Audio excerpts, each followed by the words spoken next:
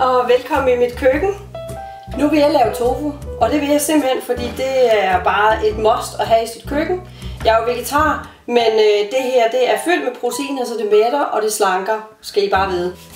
Tofu det er lavet af sojabønner. Se, det ligger i sådan en lage her, og det er bare ganske almindelig vand. Så nu hælder jeg vandet fra, og så skal jeg have det herover på mit skærebræt. Sådan der. Men jeg har 20-startet lidt. Nu skal I se. Jeg har det her.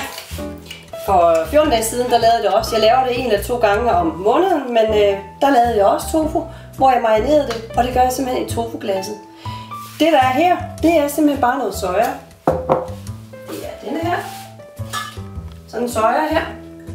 Og så har jeg kommet noget hvidløg og noget ingefær i. Det har jeg bare fint snittet og kommet i. Presset hvidløgene. Godt. Men nu skal vi lige have lavet dem her til tern. Sådan der. Det er jo nemt. I konsistens minder det meget om fetaost. Og selv mine børn, de har altid godt lide det her. Så prøv det. Der er mange, der siger, at feta det smager ikke af noget. Det er også meget neutralt i smagen.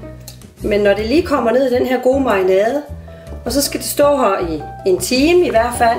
Det kan også godt stå her en halv dag. Så er det klar. Så skal det bare paneres. Og på panden. Det er ret nemt at lave. Det du kan bruge tofu til, det er enten at panere det. Marinere og panere det og stege det på en pande. Du kan også bruge det i suppe eller til salat. Så nu vil jeg lige stille det i køleskabet. Så det lige kan stå og trække.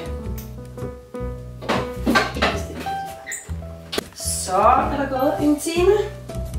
Som sagt, så skal det stå og marinere i 1 time til et halvt års tid. Så.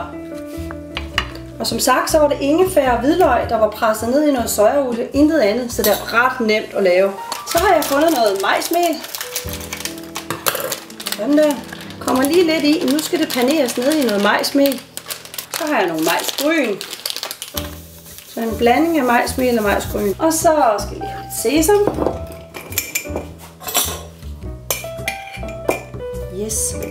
Jeg elsker, når der er sesam. Det smager rigtig godt, når det bliver stegt på panden. Så den er vel lige lidt rundt.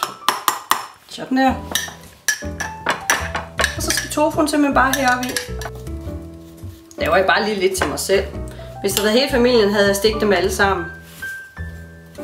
Sådan. Så er tofuen paneret. Der kommer lige lidt olivenolie her på. Og det er altså en nem måde at få proteiner på det her. Så skal det bare stå her og stege en 5-10 minutter. Så er de færdige. Ha' det godt.